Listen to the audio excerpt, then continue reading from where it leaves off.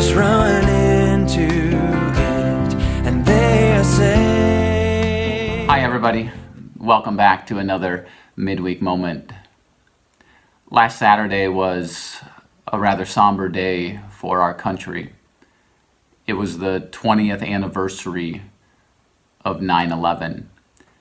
And as a chaplain with the local fire department, I was asked to be one of the speakers at our local memorial event, which was held in Waconia.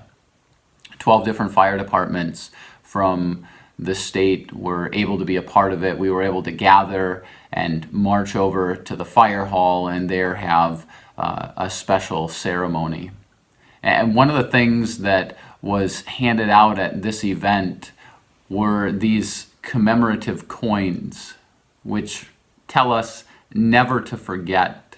And you can see on this coin the iconic skyline of New York City. But I want you to notice what's missing. The Twin Towers of the World Trade Center. First constructed in 1973. World Trade Center Tower number 1 stood 1,368 feet tall. Tower number 2, slightly shorter at 1,362 feet. And they housed over 430 companies, 13.4 million square feet, 50,000 workers, so large that they were their own zip code. But on September 11, 2001, those towering, iconic towers of New York City were struck by 2 planes which had been hijacked by a Muslim extremist group named Al-Qaeda. And many of us remember the events and the images that followed. We watched the flames burst forth from the building. We watched the smoke billowing into the sky. We watched as people jumped out of the building to their own deaths. And then we watched as those towers toppled to the ground. We remembered. But the question that I asked as I was speaking at the memorial event was, not only do we remember, but how do we respond to those events? 20 years ago, people responded in different ways. Some of them responded in fear. Some of them responded in confusion. Some of them responded in anger. Some of them responded in patriotism and heroism. But here's a response that I saw. People turned to God. In droves, people turned to God.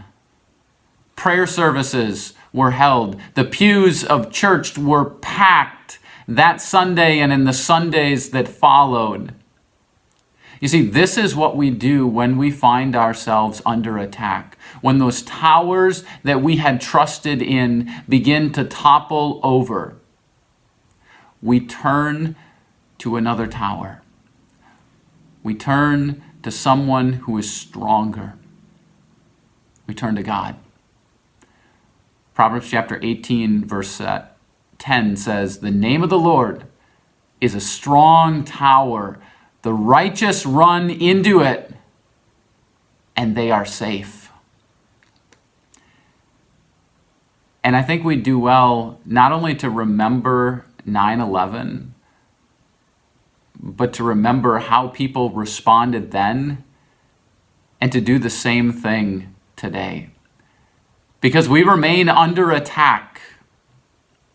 The irony is not lost on me that almost 20 years to the day after we declared war on terror, the United States pulled its troops out of Afghanistan and let the Taliban take over. We still live in a world of terror and confusion and injustice. We are under attack. And it happens in our everyday lives as well. It's not just what we see when we turn on the TV, but we are under attack from Satan. And what Satan wants to do is topple the towers in which we trust. The towers of our economy, the tower of our government, the tower of our political system, the tower of our military defenses. You think about that day on 9/11. Those 4 planes were intended to attack everything that our nation stood for, to attack our capital, to attack the World Trade Centers, the center of our economy, to attack the Pentagon, the center of our defense. But one place that they could not attack is our churches, is the place where we turn as we put our trust in God. You think about what the church is. Many of our churches have steeples that tower over them. And what do we call our worship space? We call it a sanctuary. It's that place where we can run to as we seek to live in God's righteousness. So as you find yourself under attack, as you flip on the news and realize, hey, we're still under attack, as you watch the towers in which we used to trust continue to topple over, and they will. I'm just telling you, they will. I want you to remember the words of Proverbs 18, verse 10. The name of the Lord is a strong tower.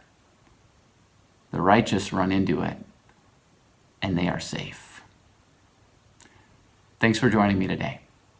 I'll see you again next time.